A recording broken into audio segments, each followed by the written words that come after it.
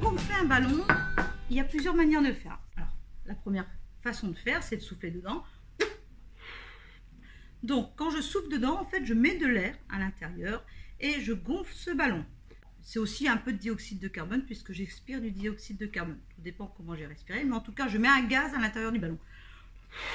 Et plus je mets ce gaz, donc plus je mets de molécules, plus le ballon gonfle. On entend bien l'air qui ressort, enfin, le gaz qui ressort. L'autre façon de faire, c'est d'utiliser une petite pompe comme ceci. Voilà, j'ai pris un petit ballon pour qu'il s'adapte. Et puis je pousse sur la pompe et hop, je gonfle mon ballon. Et maintenant, je vais utiliser une bouteille. Alors, j'ai déjà fait ça dans cette vidéo, mais j'utilisais qu'une seule méthode. Voilà. Et moi, ici, dans cette vidéo, je vais vous montrer d'autres façons de faire. Le ballon sera au-dessus de cette bouteille et je vais essayer de le faire gonfler de plusieurs manières possibles. Alors, la première, c'est parti. Eau froide, eau chaude. J'ai déjà mis de l'eau chaude, j'en remets. Alors, je vais d'abord refroidir l'air qui est à l'intérieur.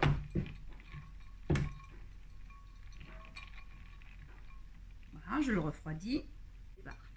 Allez, c'est parti. Maintenant, on va considérer que ça, c'est froid. On met dans l'eau chaude. Donc, il faut bien remplir. Voilà. Donc, maintenant, on va décaler. Voilà, il est dans l'eau chaude. Je vais vous montrer d'autres solutions tout à l'heure. Donc là, j'ai pas changé la quantité d'air à l'intérieur de la bouteille. Je suis juste en train de chauffer l'air à l'intérieur. Les molécules s'agitent de plus en plus et des molécules qui s'agitent de plus en plus et tapent de plus en plus sur les parois. La pression augmente à l'intérieur par rapport à la pression atmosphérique. Et c'est ça qui fait gonfler le ballon.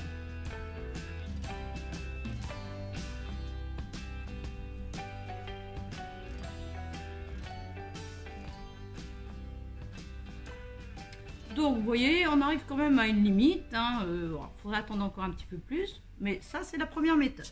Deuxième méthode, cette fois-ci pour augmenter la pression à l'intérieur, je vais ajouter des molécules. Pour ça, je vais faire une transformation chimique. Donc je vais mettre du bicarbonate de sodium. Alors, ça vous l'achetez dans le commerce. Ensuite je vais ajouter du vinaigre. Et les deux, bicarbonate de sodium et vinaigre, font une transformation chimique. Et dans cette transformation chimique, c'est du dioxyde de carbone que je vais produire, un gaz. Alors, on va essayer d'aller assez vite. Je mets mon vinaigre. Alors, la réaction est très rapide. Hop. Donc, vous voyez, il y a une effervescence. Ça veut dire qu'il y a un gaz qui est produit. On voit des bulles. Et aussitôt, ce gaz augmente en quantité puisqu'il y a de plus en plus de gaz qui est produit, le dioxyde de carbone. Il y a de plus en plus de molécules de dioxyde de carbone qui sont produites et c'est ce gaz qui fait gonfler le ballon. Alors là, c'est plus efficace puisque là, j'ai mis, c'est comme quand je souffle, là, je suis en train de créer un gaz. Tout à l'heure, quand je le chauffais, c'était juste le même gaz et j'agitais un peu plus les molécules. Donc voilà, vous pouvez gonfler un ballon comme ceci. Tant qu'il y a transformation chimique, tant qu'il reste du vinaigre et qu'il reste du bicarbonate de sodium, la réaction continue. Voilà, j'entends toujours. Donc regardez, le ballon continue de gonfler.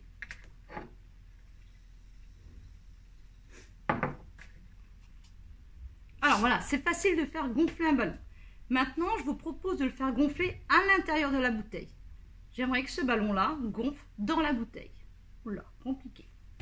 On arrête pour ça, écoutez bien, on va bien voir qu'il y avait un gaz. Voilà, ok. Alors maintenant, pour que le ballon gonfle dans la bouteille, en fait, si je fais comme ça et que je mets mon ballon, je peux souffler tout ce que je peux. J'arrive un petit peu à gonfler le ballon, mais en fait, il faut une force de pression plus importante puisqu'à l'intérieur, il y a de l'air emprisonné, donc il y a une pression de l'air à l'intérieur. Et moi, j'ai beau souffler, pour vaincre la pression qu'il y a à l'intérieur, c'est difficile. D'ailleurs, c'était la pression atmosphérique, puisque le ballon, au départ, n'était pas gonflé. Donc, ça veut dire que là, quand je souffle, je lutte contre la pression atmosphérique qui existait au départ dans la bouteille. Et dès que le ballon gonfle un tout petit peu, le volume d'air emprisonné diminue et donc la pression augmente très rapidement dans la bouteille. Alors, on va faire autrement. En fait, il va falloir que la pression diminue à l'intérieur. Pour qu'elle diminue, il va falloir refroidir le gaz à l'intérieur pour que les molécules s'agitent un petit peu moins.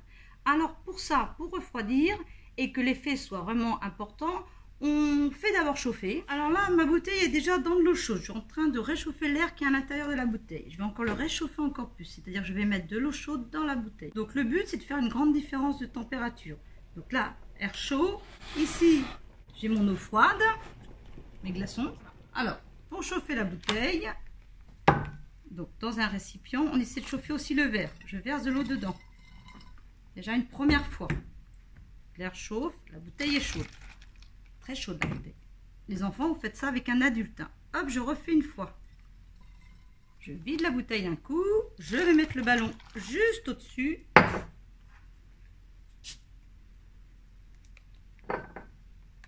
Voilà. Donc là, l'air est déjà en train de se refroidir à l'intérieur. Et donc, la pression va diminuer. Là, je suis en train de moins agiter les molécules, alors qu'à l'extérieur, les molécules s'agitent tout autant. C'est la pression atmosphérique. Et cette pression atmosphérique exerce une force sur le ballon qui va le faire rentrer. Vous voyez, il est en train de rentrer. Et en fait, il y a un deuxième effet qui fait baisser la pression dans la bouteille. C'est en fait la vapeur d'eau a été certainement emprisonnée. Et cette vapeur d'eau, quand elle s'est refroidie, elle s'est liquéfiée. Donc, ça l'état liquide. Donc, du gaz a disparu. Et c'est donc la pression qui a baissé. D'où l'apparition de la buée. On va accentuer les choses. Là, c'est l'eau avec mes glaçons qui est super froide. Alors, attention au choc thermique quand même. Voilà, on tourne. À chaque fois. Donc voilà, alors les enfants c'est un adulte hein, parce que entre le chaud et le froid, bon le verre on aurait pu ne pas supporter hein. Voilà, donc regardez comment on gonfle le ballon. Alors faut tenir la bouteille, la pression à l'extérieur est plus forte qu'à l'intérieur et c'est ça qui fait gonfler le ballon. Regardez.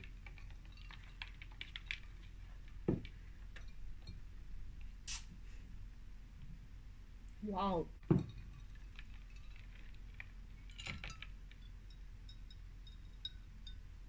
Donc là, l'air extérieur rentre dans le ballon et pousse. C'est la pression atmosphérique qui gonfle le ballon. C'est fou ça. Enfin, moi je trouve ça fou.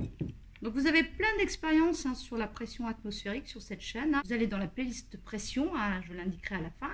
Et sinon, voilà quelques exemples de petites vidéos d'expériences autour de la pression similaires à celle-ci. Il y en a des marrantes, des un petit peu plus compliquées. Certaines je les explique, d'autres je montre juste comment faire selon vos goûts. Alors là, la bouteille est encore chaude ici, donc je vais tenter de la refroidir un peu plus, comme ça, pour accentuer encore le phénomène.